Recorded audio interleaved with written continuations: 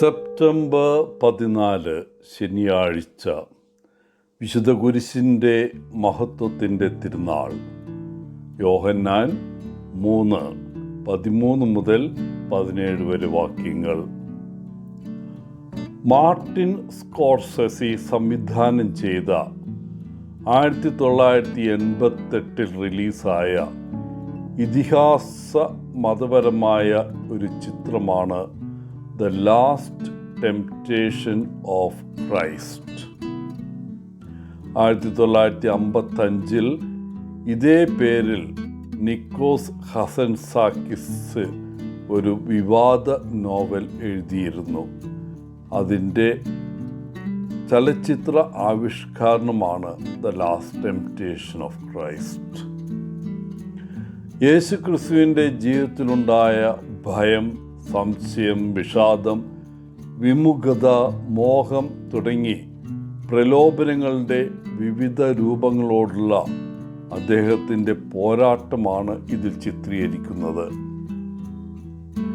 എന്നാൽ യേശുവിൻ്റെ ഏറ്റവും അവസാനത്തെ പ്രലോഭനം കുരിശ് ഉപേക്ഷിക്കുക എന്നതായിരുന്നു. മരണത്തിൽ നിന്ന് രക്ഷപ്പെട്ട് വിവാഹം കഴിച്ച് ഒരു കുടുംബജീവിതം നയിക്കുക. എന്നാൽ യേശു ഈ പ്രലോഭനത്തിന് വഴങ്ങിയില്ല. പകരം അവിടുന്ന് എല്ലാം നിവൃത്തിയായി എന്ന് ഉറക്കെ നിലവിളിച്ചുകൊണ്ട് മരിക്കുന്നു.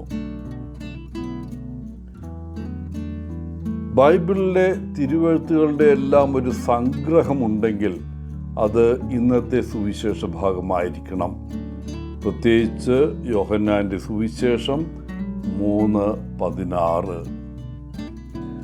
തൻ്റെ ഏകജാതനായ പുത്രനെ വിശ്വസിക്കുന്ന ഏവനും നശിച്ചു പോകാതെ നിത്യജീവൻ പ്രാപിക്കേണ്ടതിന് ദൈവം അവനെ നൽകുവാൻ തക്കവണ്ണം ലോകത്തെ സ്നേഹിച്ചു. ഈ വാക്യം വിശ്വാസികൾക്കിടയിൽ ഏറ്റവും പ്രചാരമുള്ളതായി തോന്നുന്നതിൽ അതിശയിക്കാനില്ല. വാസ്തവത്തിൽ ഈ വാക്യം ഇങ്ങനെ ചുരുക്കാം: ദൈവ സ്നേഹം. അങ്ങനെ ബൈബിൾ ഒരു നോവലോ ദൈവസ്നേഹത്തിൻ്റെ കഥയോ ആണെന്ന് പറയാം. ദൈവസ്നേഹം ആർക്കും പൂർണ്ണമായി ഉൾക്കൊള്ളാൻ കഴിവില്ല. മനുഷ്യൻ അവനിൽ നിന്ന് അകന്നു പോയിട്ടും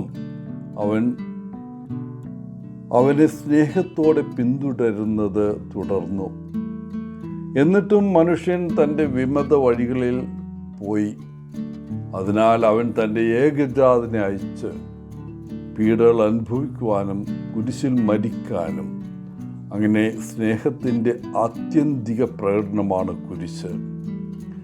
ആ കുരിശിൽ പാപവും കഷ്ടപ്പാടും പൂർണ്ണമായി പ്രദർശിപ്പിച്ചിരുന്നു. എന്നിട്ടും അതേ കുരിശിലൂടെയാണ് രക്ഷ ലോകത്തിലേക്ക് വന്നിരിക്കുന്നത്. കുരിശിൽ നോക്കാൻ മാത്രമല്ല, ദൈവത്തിൻ്റെ സ്നേഹം അനുഭവിക്കാനും അവൻ്റെ പുത്രനിൽ വിശ്വസിക്കാനും നമ്മൾ ക്ഷണിക്കപ്പെട്ടിരിക്കുന്നു. രക്ഷിക്കപ്പെടാനുള്ള ഒരേ ഒരു മാർഗമാണിത്. ആ മരത്തിൽ രക്ഷയുണ്ട്. ആ മരത്തിൽ പാപത്തിൻ്റെയും മരണത്തിൻ്റെയും ശക്തി എന്നേക്കുമായി നശിപ്പിക്കപ്പെട്ടു.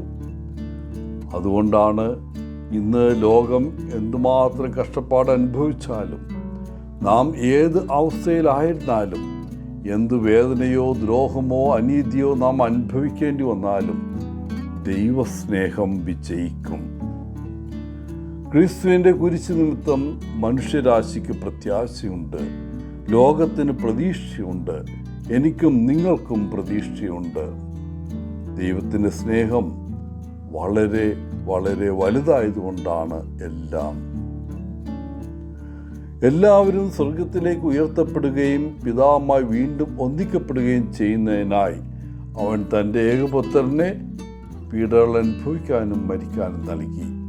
അത് മാത്രം നമ്മൾ വിശ്വസിച്ചാൽ മതി.